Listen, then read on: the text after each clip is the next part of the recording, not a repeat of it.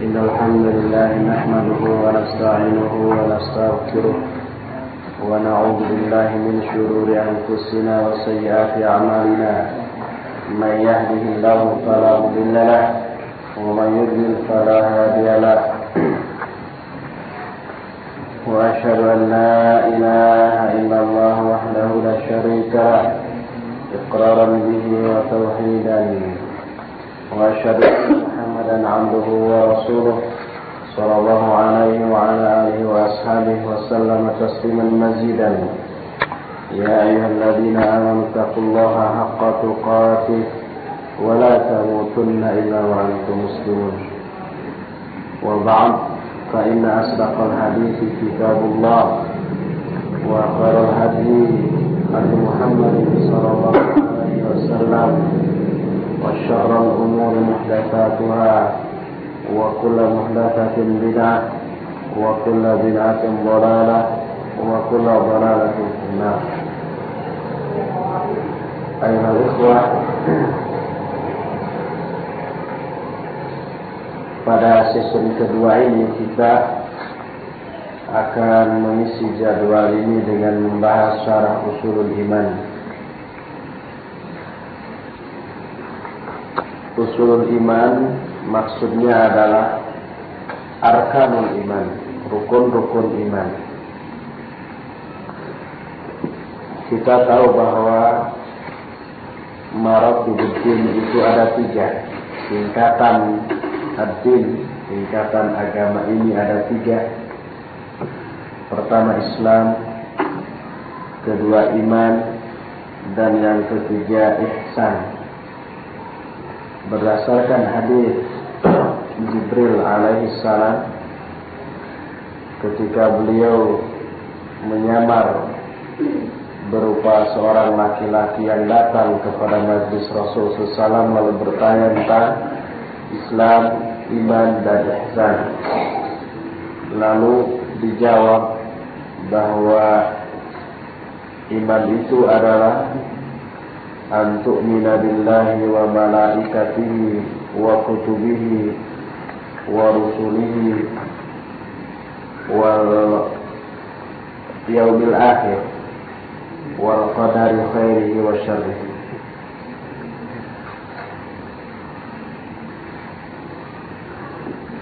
Kata Rasulullah, iman itu adalah engkau beriman kepada Allah, para malaikatnya, kitab-kitabnya, rasul-rasulnya, dan hari akhir. Lalu wa tu'mina bil qadari wa khairihi wa syarrihi. Yang keenam, engkau pun beriman kepada takdir, baik yang baiknya ataupun yang buruknya. Yang kemudian keenam, poin ini disebut usulul iman atau arkanul iman, usul iman atau rukun iman. Nah, yang dimaksud syarah usulul iman adalah penjelasan tentang rukun iman yang 6 yang merupakan hal yang sangat asasi. Alhamdulillah. Yang sangat mendasar, tetapi banyak sekali umat Islam yang salah di dalam memahami poin-poin rukun iman itu, apalagi masalah rinciannya, baik iman yang pertama kepada Allah, kepada para malaikat, atau yang lain-lain. Yang menjadi rujukan kita dalam membahas ini adalah ada buku khusus dengan judul Syarhu Usulul Iman, susunan Syekh Al-Utsaimin hafizahullah. Yang buku ini merupakan potongan dari satu pembahasan buku yang lebih luas, yaitu Syarah Salasatul Usul. Kita sekarang akan membahas poin-poin rukun iman yang 6 beserta rinciannya secara betul, sehingga diharapkan pemahaman kita tentang rukun iman ini benar, terlihat terhindar dari penyimpangan dan bersih dari pemahaman yang keliru. Kita mulai dari iman yang pertama, iman kepada Allah. Iman kepada Allah ini mencakup 4 hal. Kalau tidak mencakup 4 hal, maka iman kita ini naqis, kurang atau keliru. Yang pertama adalah al-imanu biwujudillahi ta'ala. Iman terhadap eksistensi Allah, terhadap keberadaan Allah, bahwa Allah itu betul-betul ada, eksis. Ini yang pertama. Sebab tidak mungkin kita beriman kepada Allah tanpa mengimani keberadaannya. Adapun dalil tentang keberadaan Allah itu ditinjau dari 4 segi. Pertama, segi fitrah. Secara fitrah manusia sudah meyakini adanya Allah. Kedua, secara akal. Akal manusia pun pasti akan berakhir pada kesimpulan Allah itu pasti ada. Ketiga, secara syar'i. Dan yang keempat, secara hissi, secara naluri.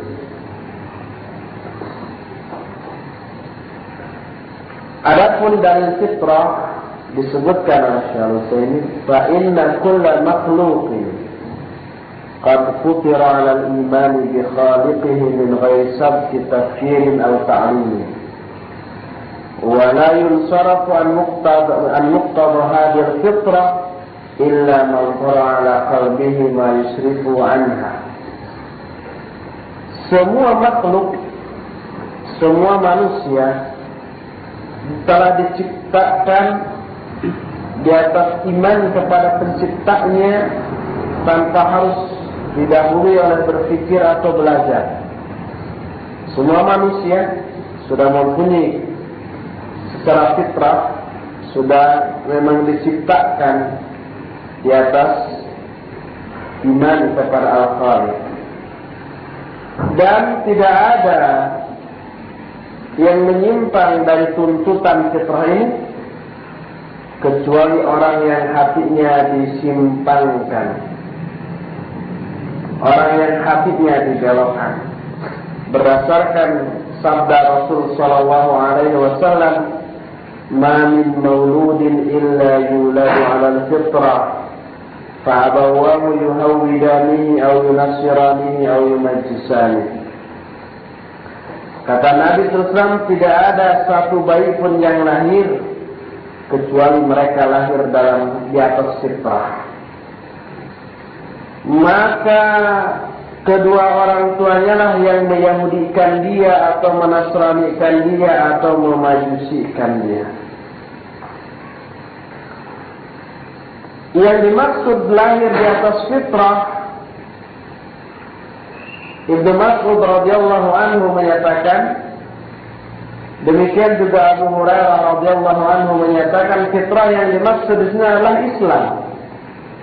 Semua bayi yang lahir di atas Islam. Mereka mengaitkan hadis ini dengan ayat yang terdapat dalam surah Ar-Rum ayat 30, "Fa'qim wajhaka lid-dini hanifan fitratallahi allati fataran nasa 'alaiha." Hadapkan wajahmu kepada din yang hanif, Islam yang sangat lurus. Itulah fitrah Allah yang Allah telah menciptakan manusia di atas fitrah. Jadi fitrah Allah yang dimaksud adalah din yang hanif, yaitu Islam, yang semua manusia diciptakan di atas fitrah ini. Jadi Abu Hurairah bertanya, "Atadruna ma fitrah? Tahukah kalian apa yang dimaksud fitrah di sini?" Fitrah itu adalah din yang hanif yang dijelaskan dalam Ar-Rum ayat 30. Dari sini kita tahu bahwa secara fitrah manusia sudah mengakui eksistensi Allah Subhanahu wa taala sebagai Khaliq, sebagai pencipta bagi diri. Itu dalil kedua. Adapun secara akal pun atau dalil akal yang menunjukkan keberadaan Allah adalah bahwa semua makhluk ini, baik yang dulu maupun yang sekarang, fa inna hadhil makhluqat sabiqiha wa lahiqiha, bahwa semua makhluk, baik yang dulu maupun yang akan datang, makhluk yang akan muncul kemudian, la budda laha min khaliqin awjadaha, pasti atau mau tidak mau pasti ada pencipta yang mengadakannya. Kenapa? Sebab makhluk itu ada 3 kemungkinan dia lahir atau dia muncul. Pertama, ada yang menciptakannya, yang mengadakannya. Kedua, mengadakan dirinya sendiri, menciptakan dirinya sendiri.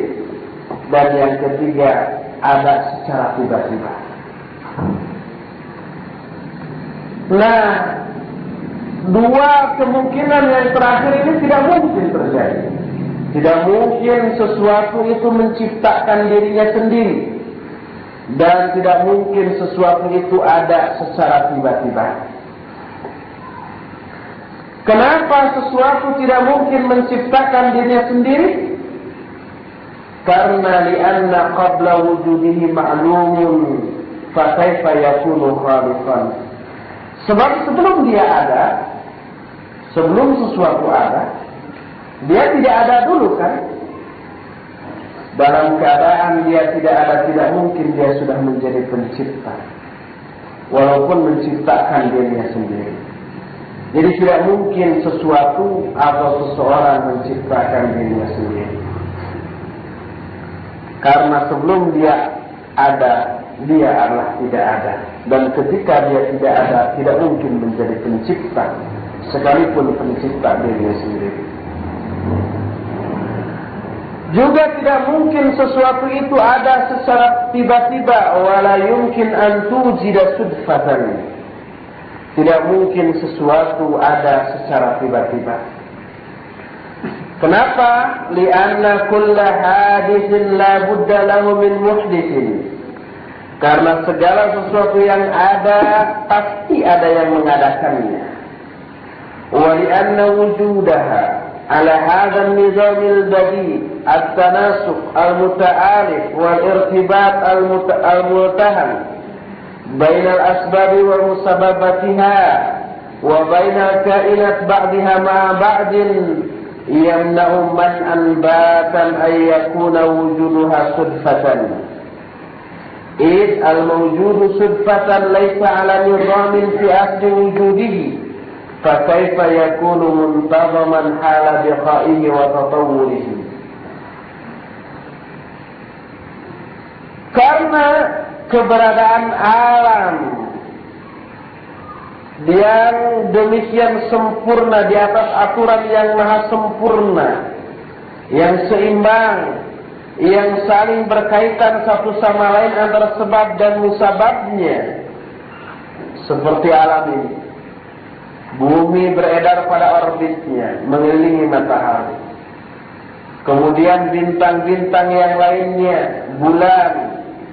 Kemudian makhluknya manusia dalam keadaan sempurna, baik bentuk tubuh maupun fungsi dari masing-masing tubuh itu. Hewan-hewan, kemudian alam, tumbuhan, udara, semua serba teratur, serba seimbang, berkaitan satu sama lain, saling membutuhkan satu sama lain. Seluruh keteraturan, keseimbangan, keterkaitan satu sama lain ini menunjukkan tidak mungkin alam ini terjadi secara tiba-tiba. Karena segala sesuatu yang terjadi secara tiba-tiba tidak mungkin berada dalam keteraturan, dalam keseimbangan, dalam keterkaitan satu sama lain. gelas dipecahkan atau pecah secara tiba-tiba. Apakah pecahannya itu teratur? Ada yang berbentuk bulat, ada yang segitiga, ada yang segi empat, yang bisa kita manfaatkan untuk keperluan hiasan. Tidak. Begitu pecah tiba-tiba tidak beraturan.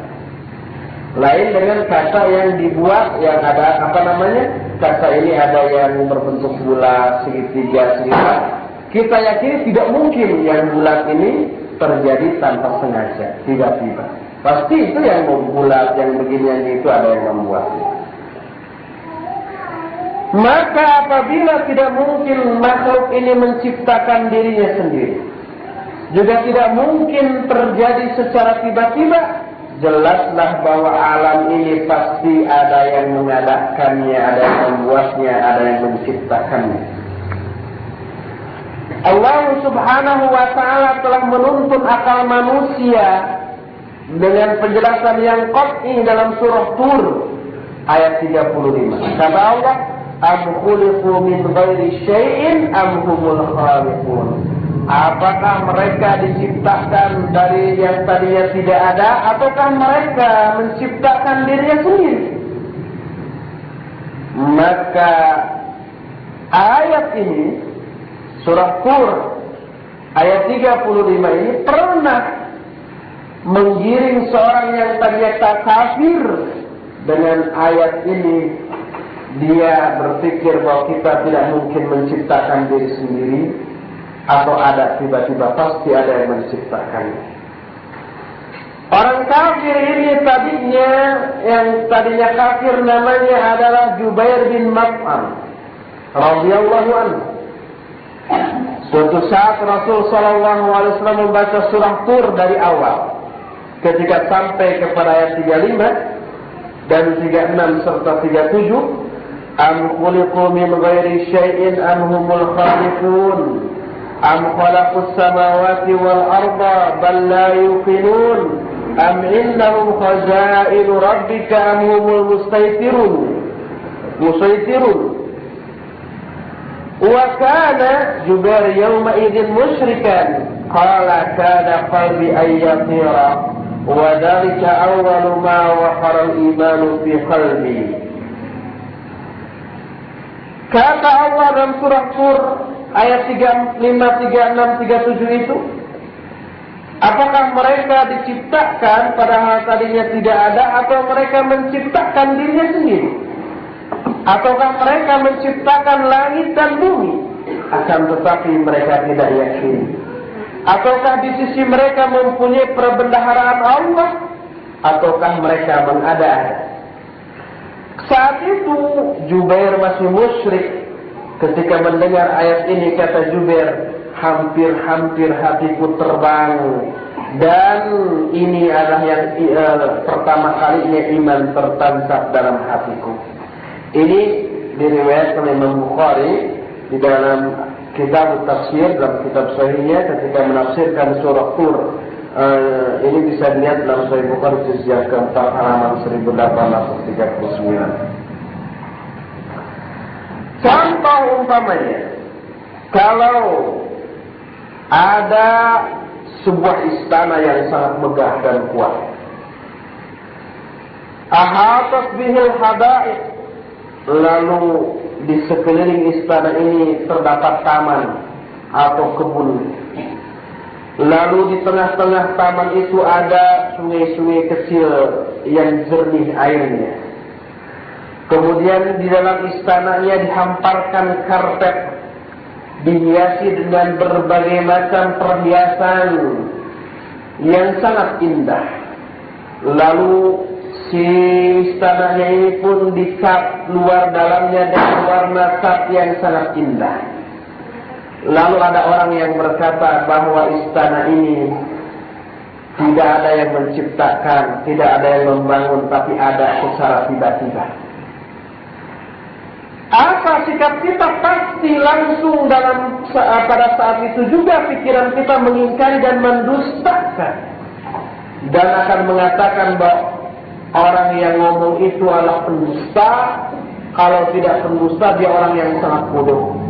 Tidak mungkin istana yang indah itu yang teratur itu, yang sangat menyenangkan itu ada secara tiba-tiba. Tidak mungkin. Maka bagaimanakah apabila kita berpikir tentang alam jagat raya ini yang sangat luas, langit dan buminya, bintang-bintang dan keadaannya, keteraturannya yang sangat sempurna, keterkaitannya satu sama lain. Lalu kita katakan bahwa alam ini menciptakan dirinya sendiri, atau ada secara tiba-tiba tanpa ada yang menciptakan. Pasti kita semua sepakat bahwa ucapan itu adalah ucapan yang dusta.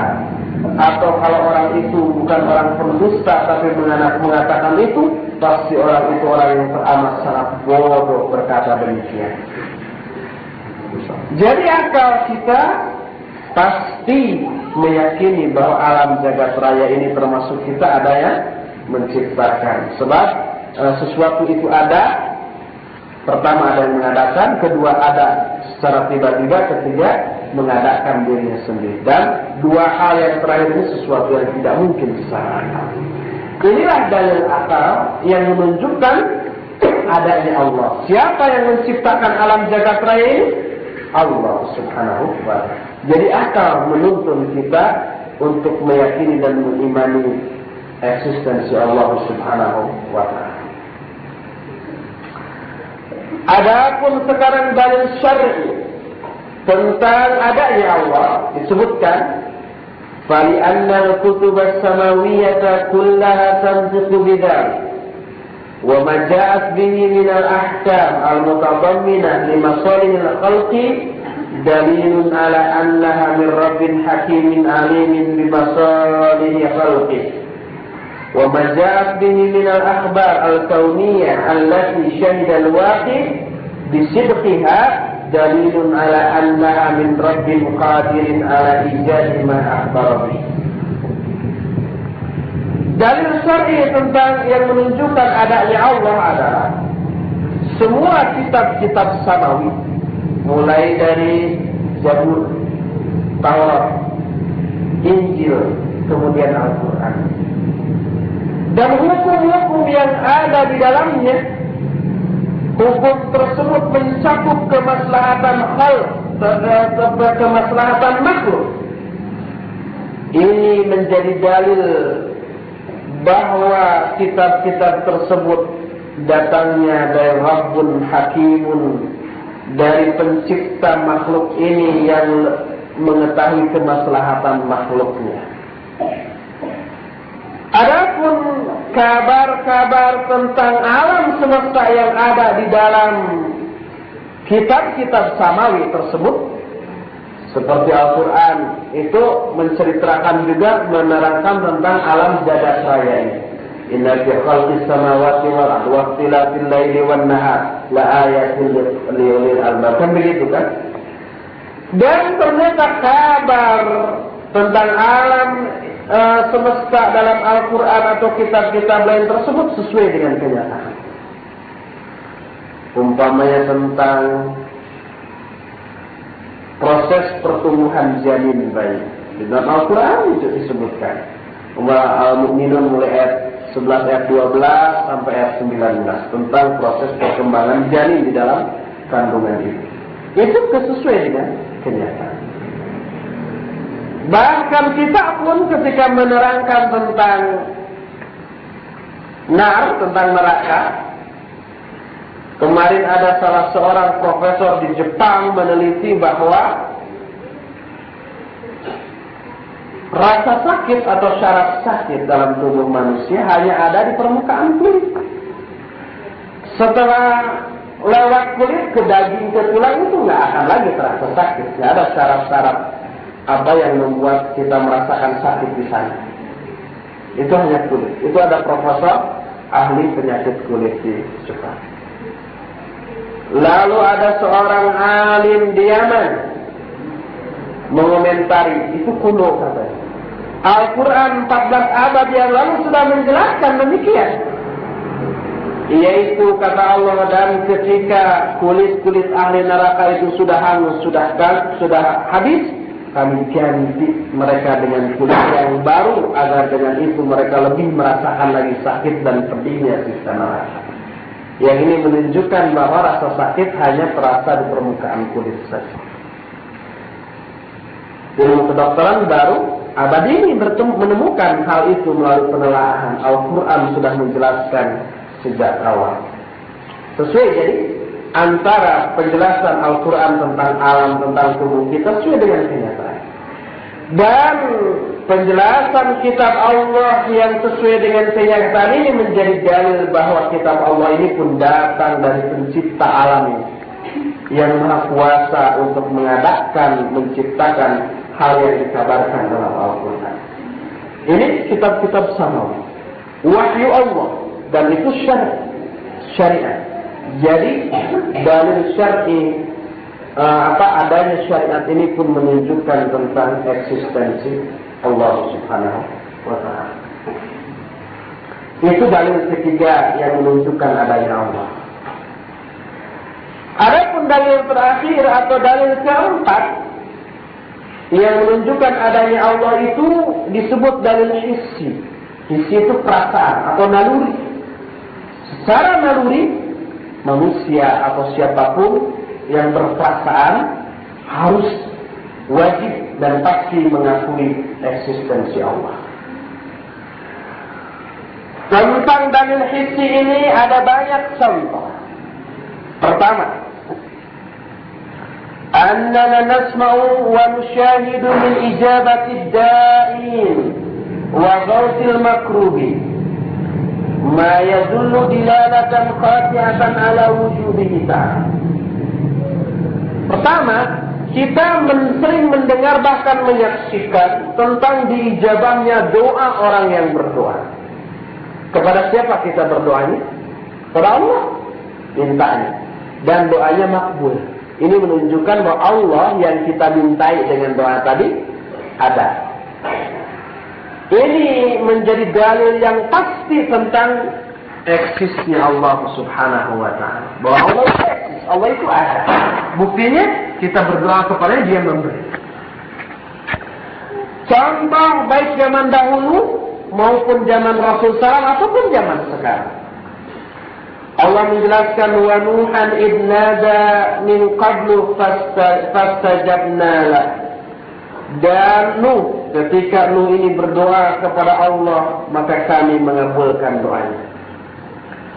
Ketika perang Badar, perang yang kekuatannya sama sekali tidak berimbang, kaum muslimin 300, kaum musyrikin 1000 lebih, 3 kali lipat lebih dari kekuatan kaum muslimin.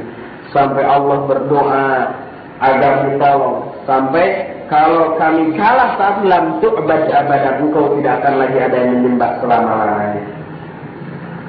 Maka berdoa dijawab. Allah menurunkan 1000 orang malaikat, 1000 malaikat yang membantu.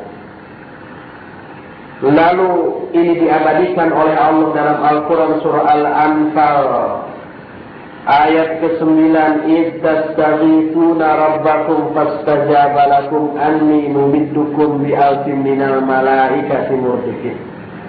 Dan ingatlah ketika kalian minta tolong berdoa kepada Allah, maka kami, kata Allah, fastajaba lakum, Allah mengabulkan doa kalian dengan mengirim 1000 malaikat yang turun secara berbondong-bondong. Bahkan dalam sebuah hadis yang diriwayatkan oleh Imam Bukhari disebutkan, hadis ini diterima dari Anas bin Malik radhiyallahu anhu. Kata Anas, "Anna Arabiyan dakhala yaumal jumu'ah wan Nabiy sallallahu alaihi wasallam yaktubu. Faqala ya Rasulullah halakal mal waja'ali fad'u Allah lana." Farafa yadayhi wada'a فصار السحاب أمثال الجبل فلم ينزل عن منبره حتى رأيت المطر يتهادر على لحيتيه. Kata Anas, suatu saat masa paceklik, masa kemarau yang sangat panjang, air suri tidak ada, tumbuh-tumbuhan kering, orang banyak kelaparan, kemudian hewan-hewan pun kelaparan. Maka ada seorang Arab gunung masuk pada hari Jumat ke masjid. Saat itu Nabi SAW sedang berkhutbah, lalu orang itu berkata, "Hai Rasulullah, hancur harta kita, kelaparan binatang-binatang kita, maka berdoalah kepada Allah untuk kita agar Allah menurunkan hujan." Maka Nabi SAW di tengah khutbahnya itu mengangkat kedua tangannya dan berdoa untuk diturunkan hujan, agar diturunkan hujan. Maka menggumpalah awan sebesar gunung saat itu juga. Dan belumlah Nabi turun dari mimbarnya sebelum aku melihat air hujan itu bergelayut di jenggotnya.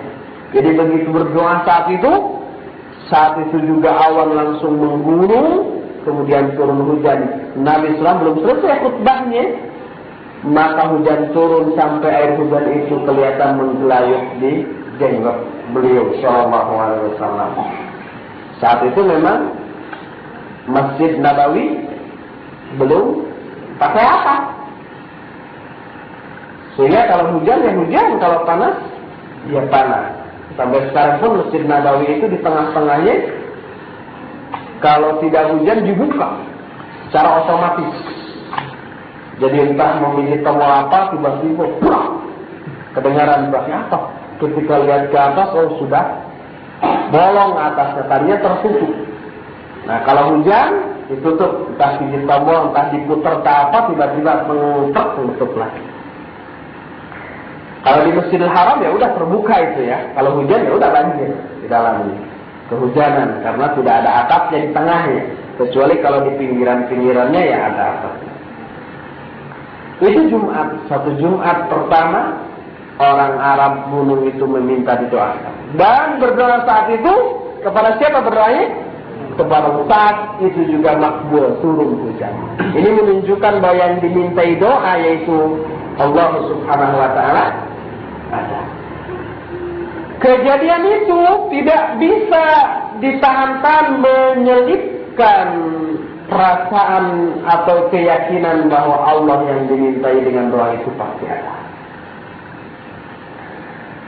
Mati kata Anas waktu Jumat Islamiyah qama dzalikal a'rabiyyu aw ghairuhu faqala ya Rasulullah ta'addama bina wa gharaqal mal fad'ullaha lana farafa'a yadayhi wa qala Allahumma hawalaina wa la alaina fama yashiru ila nahiyati illa farajah. Jumat berikutnya, jadi sejak Jumat itu hujan terus-terusan, tidak henti-hentinya sampai banjir. Jumat berikutnya datang lagi orang Arab tadi, atau mungkin orang lain. Anas bin Malik tidak pasti apa yang kemarin atau yang lain-lain. Lalu orang itu ketika Rasul SAW khutbah berkata, wahai Rasulullah, bangunan-bangunan runtuh, harta-harta tenggelam karena hujan ini. Maka berdoalah untuk kami kepada Allah. Lalu Nabi SAW mengangkat kedua tangannya ke langit lalu berkata, berdoa ya Allah, jadikanlah hujan ini rahmat bagi kami, bukan azab. Maka di riwayat lain dikatakan, tidaklah kami keluar dari masjid saat itu kecuali matahari sudah terang, Terang tadinya mendung terus, saat itu cerah. Berhenti hujan, cerah kembali udara. Ini menunjukkan dikabulkannya doa. Jadi kasus seperti ini dan kasus-kasus lainnya yang banyak terjadi tentang dikabulkannya doa, itu pasti mengakibatkan menyelusupnya keyakinan yang kuat kepada kita kalau begitu Allah ini ada. Kalau tidak ada, tidak mungkin doa yang kita tujukan kepadanya diijabah. Ini secara naluri, secara perasaan, secara hissi menunjukkan Allah itu ada. Ini yang dimaksud dengan dalil. Jadi pertama dalil hissi ini berupa diijabahnya doa-doa manusia, baik para nabi, para sahabat, para ulama dan orang-orang soleh pada zaman sekarang pun banyak yang doanya makbul secara spontan, secara kontan, seketika itu juga. Banyak kalau kita ceritakan kisah-kisah para ulama, para sahabat dan Rasul Sallam tentang doanya yang dikabul. Yang kedua, yang menjadi dalil hissi tentang adanya Allah adalah anna ayatil anbiya'i allati tusamma al-mu'jizat wa yushahiduha an-nasu aw yasma'una biha burhanun qati'un ala wujudi mursilihim wa huwa Allah ta'ala li'annaha umurun kharijatun an nitaqil bashar yajriha Allah ta'ala ta'yidan li rusulihi wa nasran lahu. Kedua, bahwa tanda-tanda kenabian yang kemudian disebut mukjizat yang disaksikan oleh manusia atau manusia minimal pernah mendengarnya, maka mukjizat ini menjadi dalil yang qat'i, yang pasti tentang keberadaan yang mengutus para nabi itu. Siapa yang mengutus para nabi? Allah Subhanahu wa ta'ala. Karena mukjizat ini merupakan urusan yang tidak terpahami oleh akal manusia. Allah memberikan mukjizat ini kepada para nabi sebagai ta'yid, dukungan, bukti yang memastikan tentang kerasulan mereka, juga sebagai pertolongan bagi mereka. Contohnya yang pertama tentang Nabi Musa alaihissalam. Ketika Nabi Musa disuruh memukulkan tongkatnya ke lautan, maka si lautan itu pun terbelah menjadi 12 jalan, dan jalan yang dilaluinya kering seketika. Dan air di antara kedua jalan itu menggunung. Kiri air, kanan air, tapi di tengah-tengahnya jalan. Allah berfirman dalam surah Asy-Syu'ara ayat 63, kata Allah, فَأَوْحَيْنَا إِلَى مُوسَى أَنِ اضْرِبْ بِعَصَاكَ الْبَحْرَ فَانْفَلَقَ فَكَانَ كُلُّ فِرْقٍ كَالطُّودِ الْعَظِيمِ. Dan kami wahyukan kepada Musa untuk memukulkan tongkatnya ke lautan, maka waktu itu terpecahlah si lautan. Ada 12 jalan, dan masing-masing kelompok melalui jalannya masing-masing. Ada 12 kelompok pengikut Nabi Musa. Contoh lain, ketika Nabi Isa alaihissalam mampu menghidupkan orang yang sudah mati dengan izin Allah dan mengeluarkan mayat-mayat itu dari kuburannya. Ini dijelaskan dalam surah Ali Imran ayat 49, wa uhyi mauta biiznillah. Aku hidupkan orang yang sudah mati dengan izin Allah. Lalu dalam surah Al-Maidah 110, wa id tukhrijul mauta biizni, dan ketika engkau hai Isa mengeluarkan orang yang sudah mati dari kuburnya untuk dihidupkan kembali dengan izin. Juga contohnya Nabi Muhammad sallallahu alaihi wasallam ketika ingin memastikan bahwa dirinya adalah utusan Allah kepada kaum kafir Quraisy. Lalu kaum kafir Quraisy minta bukti, apa tandanya bahwa engkau adalah utusan Allah? Agar mereka tidak bisa mengelak lagi, Nabi SAW memberikan bukti apa yang ingin kalian minta, yang menunjukkan bahwa aku adalah Rasul, utusan Allah. Lalu orang kafir Quraisy pun berembuk, minta bukti yang kira-kira tidak mungkin dibuktikan, tidak mungkin ditunjukkan oleh Nabi SAW. Lalu mereka sepakat, sudah suruh, itu ada bulan, suruh membelah bulan itu, jadikan bulan ini jadi 2. Sebab mereka yakin Nabi SAW tidak mungkin melakukan. Kata mereka, coba bulan yang ada di atas itu belah menjadi 2. Maka fasyara ilal qamar fanfalaqa firqataini fara'ahunna. Nabi SAW menunjuk dengan tangannya terbelahlah bulan ini menjadi dua dan semua manusia melihat. Ini diabadikan dalam surah Al-Qamar mulai ayat 1 dan 2, kata Allah, iqtarabatis sa'atu wan syaqqal qamar wa iyarau ayatan yu'ridu wa yaqulu sihrun mustamir. Tapi walaupun sudah ditunjukkan, mereka tetap tidak iman dan tadinya juga minta bukti untuk mempermalukan Nabi SAW saja. Minta bukti yang kira-kira tidak mungkin dilakukan, yang dengan itu pasti pengakuannya akan didustakan orang, akan dipermalukan di hadapan orang. Tapi Nabi SAW mampu melakukan itu. Kata Allah, iqtarabatis sa'ah, telah dekat hari kiamat. Wan syaqqal qamar, dan telah terbelahlah bulan. Tapi wa iyarau ayatan, sekalipun mereka melihat tanda itu, yu'ridu, mereka tetap berpaling, wa yaqulu sihrun mustamir, lalu mereka berkata sihir yang sangat hebat, yang sangat dahsyat, sihir yang terus menerus. Jadi anggapnya itu sihir, bukan mukjizat. Maka adanya mukjizat tadi dan banyak mukjizat lainnya, seperti bisa keluarnya air dari sela-sela jari Rasul SAW, bisa memperbanyak minuman atau makanan dan yang lain-lainnya.